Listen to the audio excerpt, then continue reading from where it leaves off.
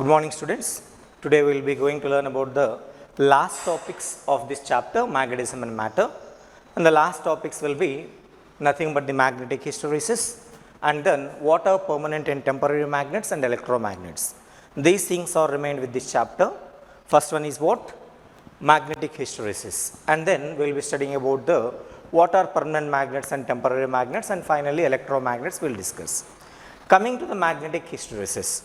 Hysteresis in the sense what? Hysteresis means the lagging behind nature is said to be hysteresis. What is hysteresis in the sense? Lagging behind character. Lagging behind character is said to be the hysteresis. Character is said to be what? Hysteresis.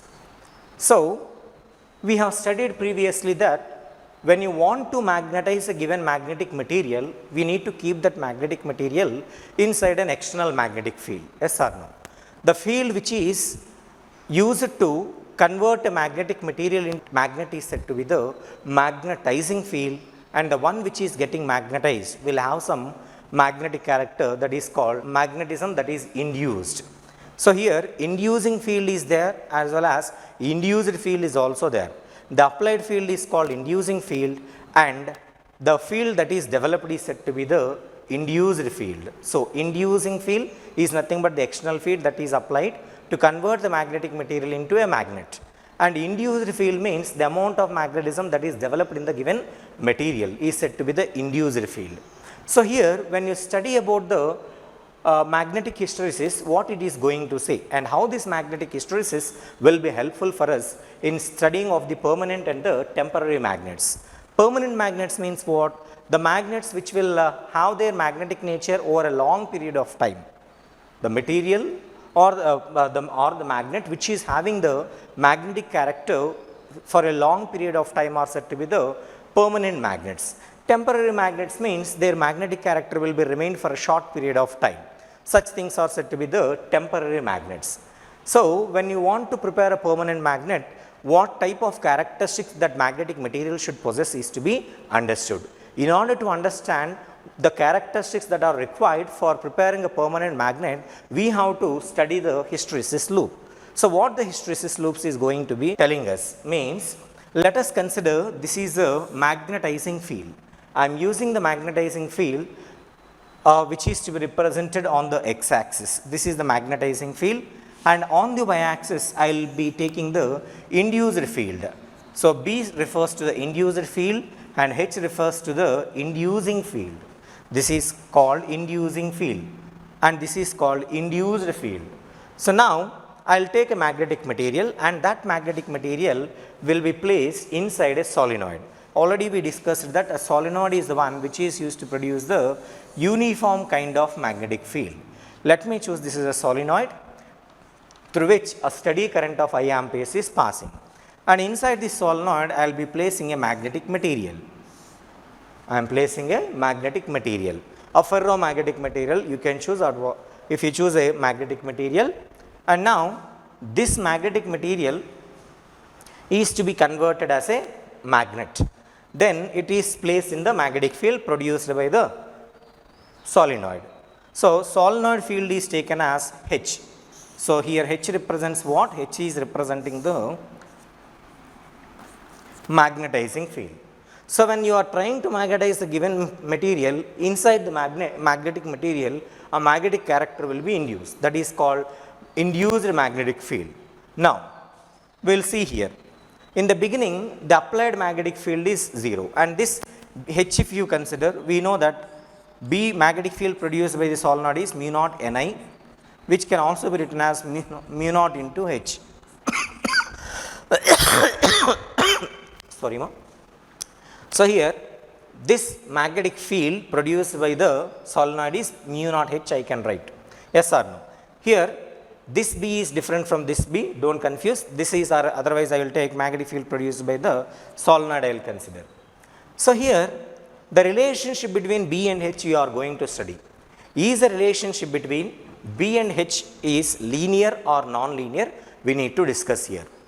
From the experimental observations, it is clear that for the ferromagnetic materials, some kind of ferromagnetic materials, the relationship between B and H is not linear, it is non-linear. Then how it is changing, we will see here. As the applied field is increased, then how the induced field is changing. If you see here, if I want to increase the value of H, then I have to increase the value of I. So increasing the current inside the solenoid, I can increase the strength of the inducing field. Now on increasing the strength of inducing field, the amount of magnetization that is developed inside this material goes on increasing according to the curve what I am drawing here. So here on increasing the inducing field, how the induced field is going to be changed, that we are going to discuss here. So here as H is increasing, that means H will increase on increasing the value of current inside the solenoid. So on increasing the H value, the graph is shown like this. So here as the H value is increased, the value of B increases non-linearly according to this graph named as OA. After reaching to the point A, even though you are increasing the value of H, we cannot increase the value of B. That means a saturated state will be reached. So what we are understanding from this graph means the relationship between B and H is non-linear. With increase in the value of inducing field, the induced field is getting increased non-linearly up to the point A. After point A, even though you are increasing the value of H, there is no further increase in the value of B. And you can say that B is getting saturated. Saturated means the peak value. Why it is happening means why we are going to have the saturated induced field means if you consider a ferromagnetic material, we will be having the domains. Once all the domains get oriented in the same direction, there won't be any further orientation. Therefore, there will be a saturated value. Is it clear? Now, after that what I am going to do is I will try to bring back the value of H. That means I am reducing the value of H from this value, maximum value, to the lower value. So how I can decrease the value of H means by decreasing the current in the solenoid, I can reduce the value of H. On bringing the value of H to 0, you never have the graph from A to O, but we will have a different kind of path that is noticed here. So when the value of H is decreasing, the value of B is decreasing like this. It is decreasing like this. So what you are understanding from this one? So when the value of H is made 0, is the value of B 0? The value of B is 0 or non-zero? For H is equal to 0, B value is not equal to 0. It is having some value. So even though applied magnetic field is made 0, as the material already got magnetized, it is remained with some magnetic character. So that property due to which a magnetic material will have the magnetic character even when the magnetizing field is made 0 is said to be the retentivity. So and the retentivity is measured like this. This length is nothing but retentivity. Is it clear or not? So by decreasing the value of H, B value decreases, and when you make the H value 0, the magnetic amount of induced magnetism is not equal to 0. That means it is retained with some magnetic character inside it. That property due to which a material can have the magnetic character even the applied magnetic field is made 0 is said to be the retentivity, and this OD is said to be the retentivity or remanence. Retentivity or remanence. Retentivity, or else we can also call it as remanence. Remanence. Either of the terms we can use. And the measure of that retentivity is nothing but OB. OB is the measure of retentivity. Now, what I will do now means I will increase the value of H in the opposite direction. Then what is going to happen? So instead of magnetizing the material in this direction, I want to magnetize the material in opposite direction. That means I am reversing the value of H. In the beginning H is like this, but now I will interchange the value of H. That means H is applied in this direction and increase. Then what is observed means this is going to decrease, and for a further value its value becomes 0. Is it clear? See, on increasing the value of H in opposite direction, what is happening means the magnetic character, the residual magnetic character in the magnetic material will keep on reducing because of the flipping up of some of the domains present in the ferromagnetic materials. When some of the domains got flipped up, then what happens? The opposite domains will cancel each other, their magnetic moments will be cancelling each other, and for a particular value of, for a particular negative value of H, the magnetic character will become 0. That is called as coercivity. It is indicated with the letter C, coercivity. Coercivity means what? The negative magnetic field for which, or the reverse magnetic field for which the magnetic character in the magnetic material will be lost is said to be the coercivity. It is called as coercivity, coercivity. And this coercivity is measured as OC. OC. The magnitude of OC will give the coercivity.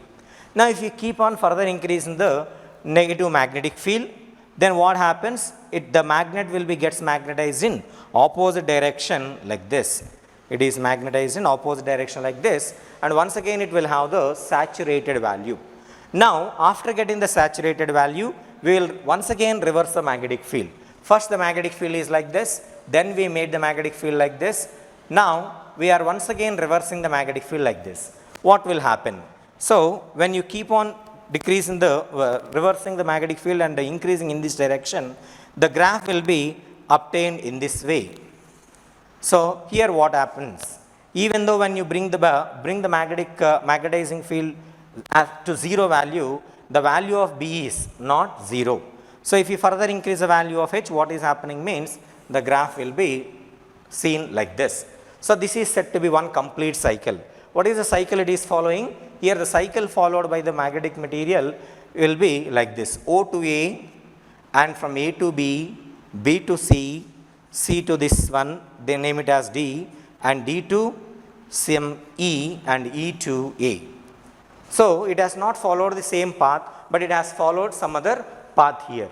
So, what you are understanding finally from this? From this diagram, we have to learn two things. One is called retentivity and other is called coercivity. Retentivity means the internal character of the magnetic material due to which it is able to withstand some magnetic character even when the applied magnetic field is made 0 is said to be the retentivity. If we want to prepare permanent magnets, then the retentivity must be high. Similarly, C stands for coercivity. The reverse magnetic field for which the reverse magnetizing field for which the magnetic character will be lost is said to be the coercivity, and the measure of coercivity is nothing but length of OC. More the coercivity, then we can prefer it for the permanent magnet. So, what are the requirements for the permanent magnet means? It should have high retentivity property as well as it should have high coercivity property. Materials having high retentivity and high coercivity property will be chosen for the preparation of permanent magnets. And for the preparation of temporary magnets, what are the requirements? The materials having low retentivity and low coercivity will be preferred for the preparation of the temporary magnets. Is it clear? And this loop is called as hysteresis loop. This loop is termed as hysteresis loop. And based on this hysteresis loop, we are going to get some information. What is that information we are getting means the area under this hysteresis curve. If you calculate the area of this hysteresis curve, then we are able to find out the amount of energy dissipated during the magnetization and demagnetization process. While you are magnetizing the material as well as when you are demagnetizing the material, some of the energy will be lost. The amount of lost energy while you are magnetizing or demagnetizing the material can be calculated using the area under this hysteresis loop. So, for the preparation of the, suppose if you want the electromagnets, in the electromagnets there will be some core material like soft iron. Soft iron can be easily magnetized and it can be easily demagnetized. Soft iron is a ferromagnetic material and it can be easily magnetized as well as it can be easily demagnetized. Then for the core materials, we have to prefer materials like soft iron having less coercivity and less retentivity property. Is it clear or not? So, less the hysteresis area under the hysteresis curve, then we can say that it is energy loss will be less. In the case of permanent magnets, generally this hysteresis curve will be a little bit, area of this hysteresis curve will be larger. Is it clear? In competitive part of examination, they will be framing the questions like this. They will give two curves, one with more area and the other with less area. Then which is used as a transformer core, they will ask. So, the one which is having the less area will be used in the transformer cores. Is it clear? And now, what material I can use in general for the preparation of permanent magnets? We can, the most preferable material will be steel. Though retentivity of steel is a little lesser than the soft iron, but its coercivity is very larger compared with the soft iron. A steel is having a property of retentivity a little lesser than the soft iron, but it is having its coercivity property far greater than the coercivity property of the soft iron. Therefore, steel is preferred in the preparation of permanent magnets. Not only steel, we are having other materials like cobalt, alnico. Alnico is nothing but what? Aluminum nickel cobalt alloy. The alloy of aluminum, nickel and cobalt is said to be alnico. So, we can use alnico, nickel, cobalt, and these kind of materials can be used in the preparation of the permanent magnets. Is it clear? And lastly, about the electromagnets. And one more thing before that, what is this lagging behind character means? Lagging behind character means where you are trying to magnetize a material. You are trying to magnetize a material. The material is getting magnetized. Always if you see, the magnetizing property is lagging the induced magnetism is lagging the magnetizing field. That means, even though when the applied field is made 0, the magnetized character is not becoming 0 in the material. This lagging behind nature is said to be the hysteresis. Understood? So, the lagging behind nature of amount of magnetism that is developed compared with the magnetizing field is said to be the magnetic hysteresis. So, next lastly about electromagnets. Electromagnets means in the preparation of electromagnets, what we are using means soft iron will be used. Soft iron is a ferromagnetic material and it can be easily magnetized and it can be easily demagnetized, and hysteresis loss is also very less for this soft iron. Now, I will take the soft iron as the core of the